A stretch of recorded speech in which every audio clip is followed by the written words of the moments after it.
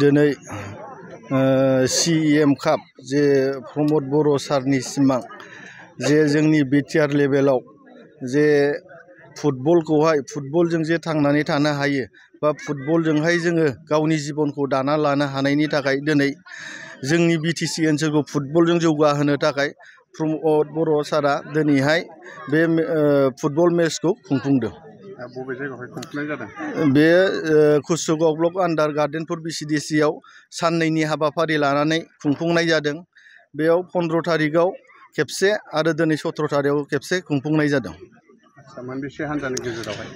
गासैहाय जोंनि गार्डेनफोर BCDC हिसाबै 7टा हान्जानि गेजेराव खुंफुंनाय जादों।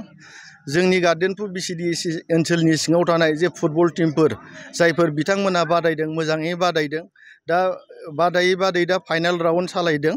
दा फाइनाल राउन्डआहाय अनजालु क्लाब कफ्रागाव आरो लोगोसे बिनि हेंथायै गेलेगोन हरना जिरिहिरि जरना क्लाब पानबारि नाम्बार 1 नि गेजेराव फाइनाल मेचआ जागासिनो दङ। आच्छा, बेयावहाय फाइनाल सलायखांनायनि उनावहाय आरोबाव बहाबाफोर बादायबावगोन नामा? बाहाय जोंहा दा भिलेज लेभेल BCDC नि आन्डाराव टुर्नामेन्ट खुंनाय जादों आरो बिनि उनावहाय जोङो ब्लक लेभेलाव BCDC निफ्राय जे मोजां प्लेयारफोरखौ लानानै मोनसे BCDC हिसाबै मोनसे टीम खालायनानै ब्लक लेभेलाव जों बादायलायहैगोन।